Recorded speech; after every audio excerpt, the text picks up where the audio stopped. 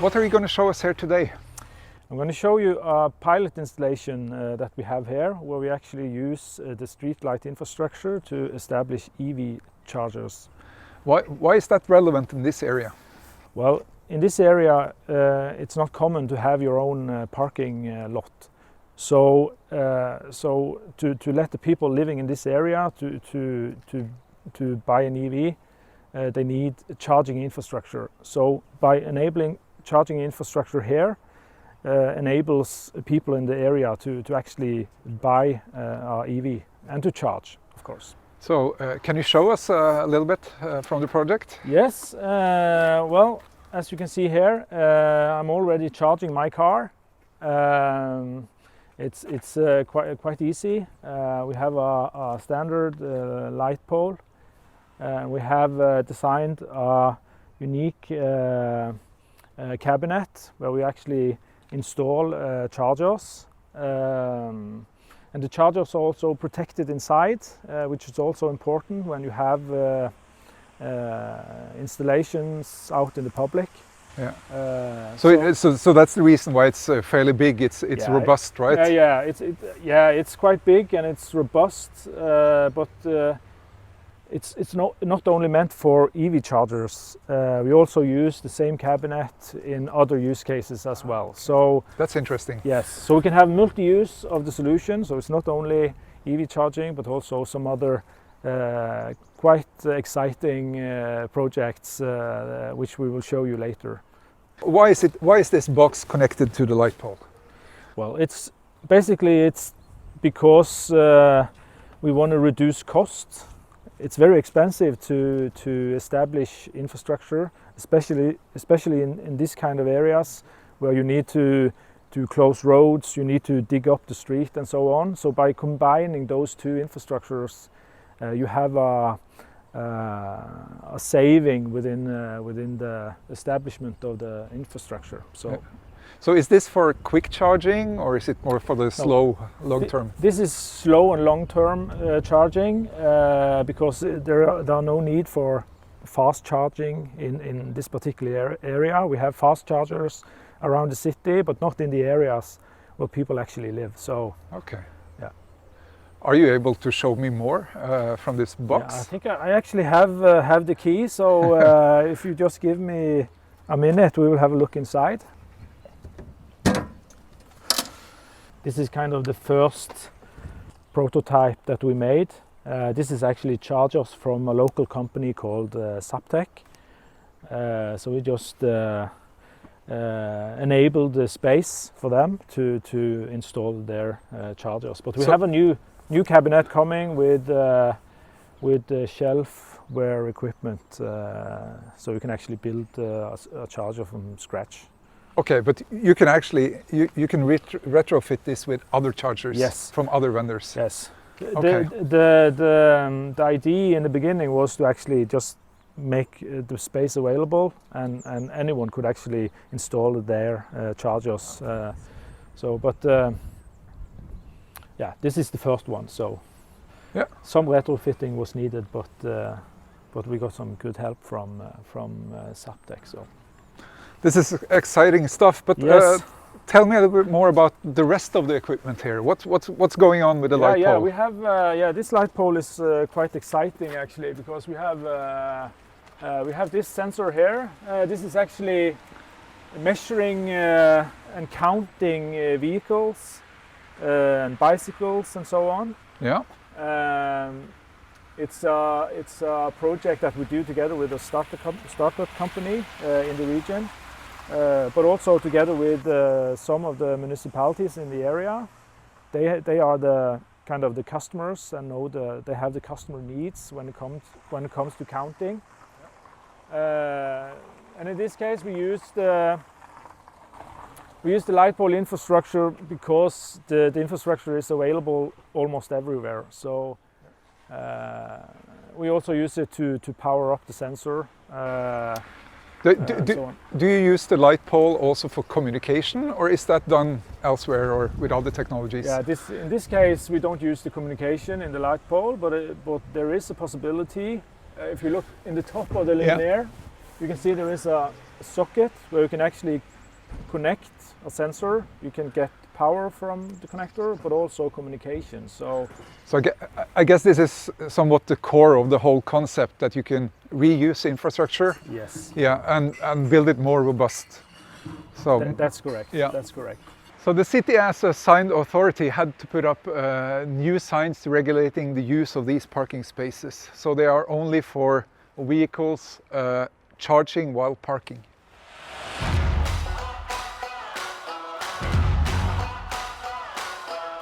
If you look at all these parking places, Gunnar, municipality have decided to build the same charging infrastructure for every parking lot at this site. So it will be done during this year. So hopefully within a few months, this will be available with EV charging as well. Also lighting and Yes, such? yes, it will be done in the same combination as we saw just a minute ago. So it will be a combination of light poles and EV chargers. Okay.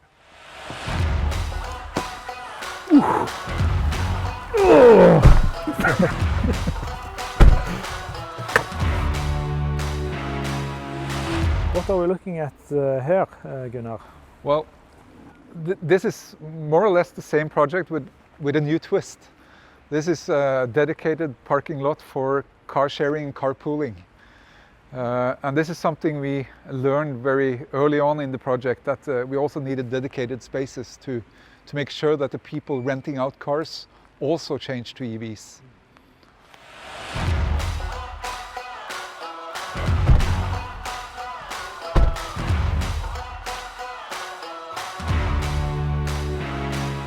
Yes, okay. Now we are at a different project and a different location.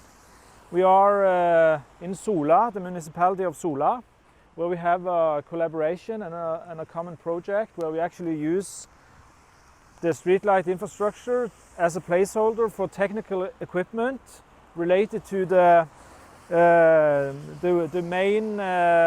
main water supply infrastructure.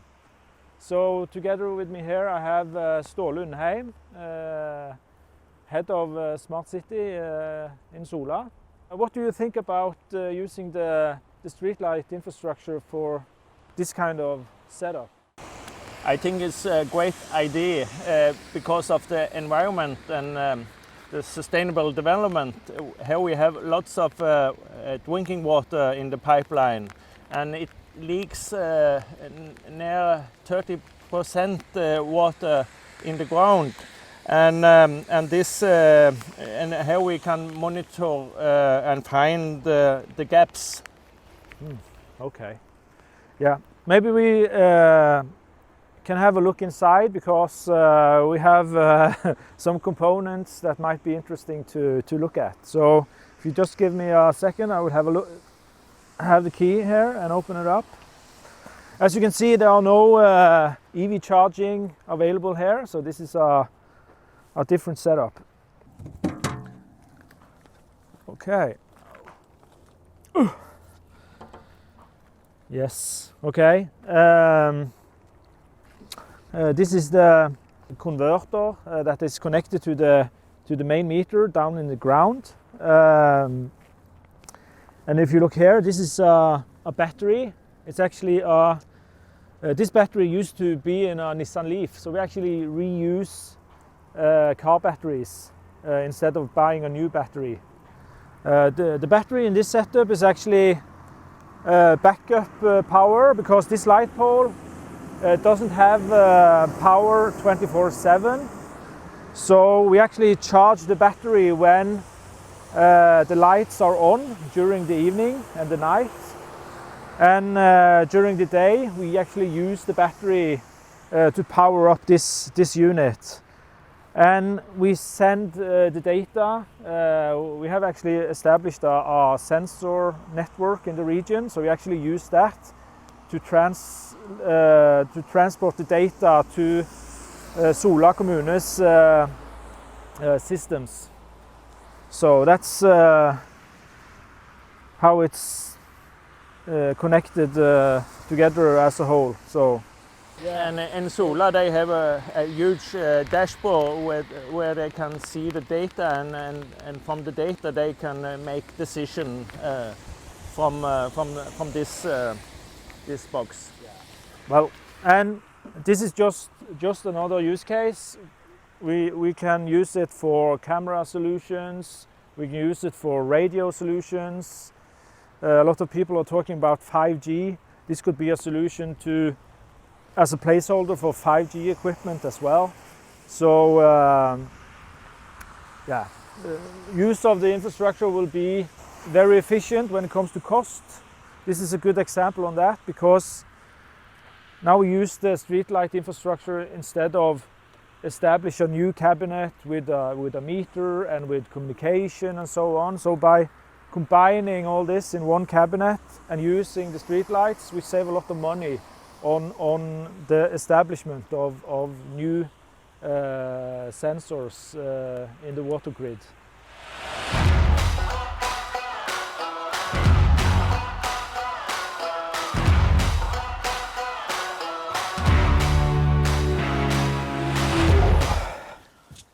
It was really good to get inside. It was quite rainy. This is the Stavanger weather, I guess. Yeah. Usually it does rain. It really It does. Yeah.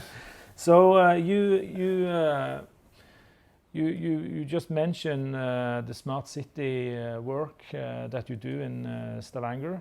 Is it possible to go in more details on how you work and so on?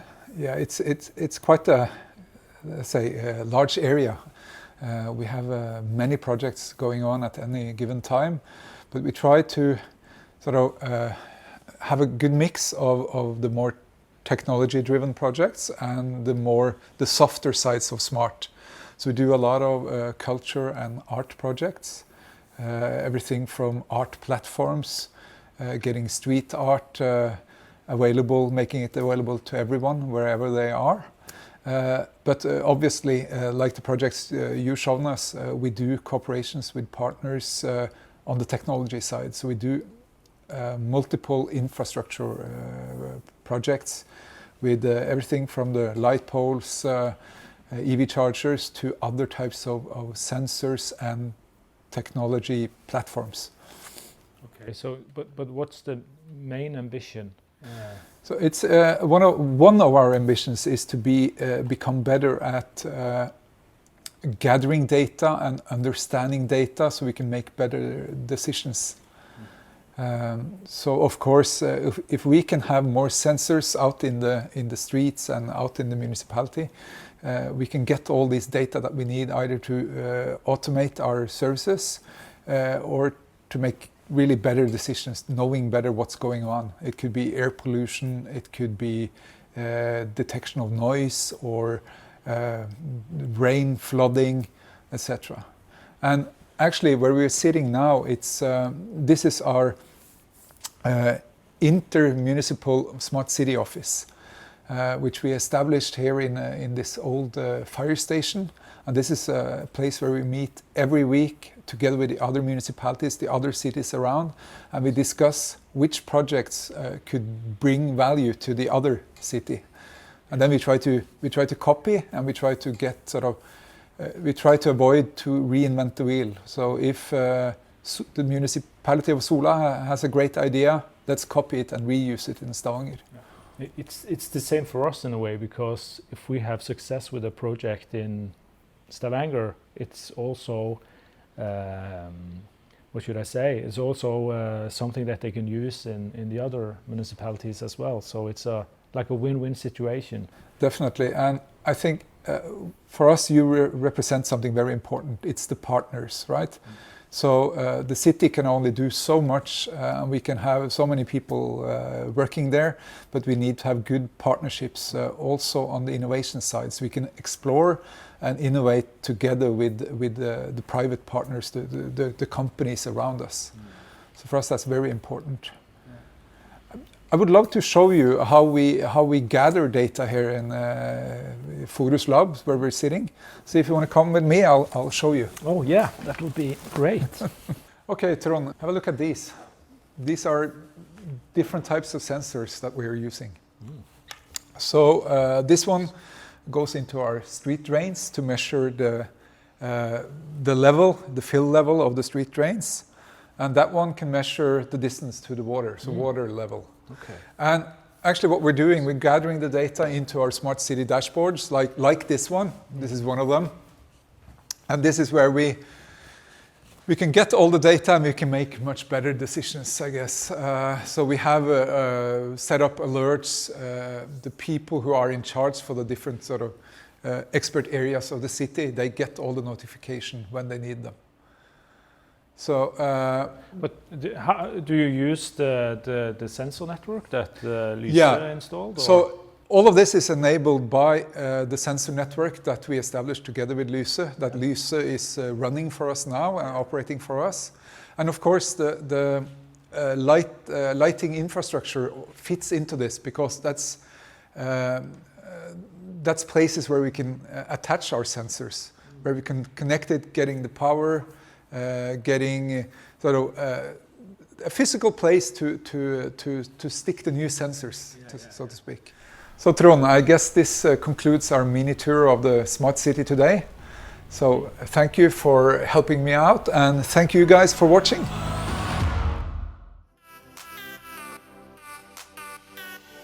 I hope you find the presentations and the videos interesting, but the next 15 minutes are all up to you. Please find yourself a cup of coffee or stay here and look at the videos. And I'll see you in 15 minutes.